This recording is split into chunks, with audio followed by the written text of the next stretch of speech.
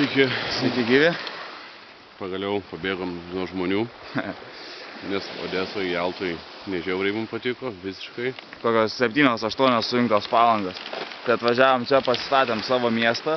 Nu, pradžiai dabar tikrais namus turim, pirmus. Bet viskas yra, ko reikia. Domas pristatys mūsų miegamąjį.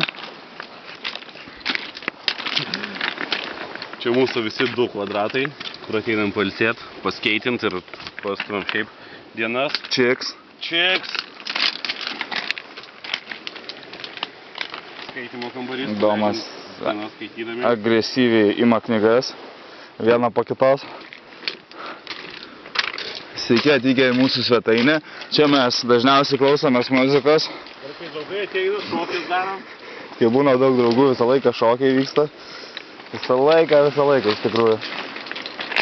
Šiaip sutikam, čia labai fainus žmonės, ukrainiečiai tikrai stebina. 8 sekundės. Tai ką, iki greito. Čiau, bučkis.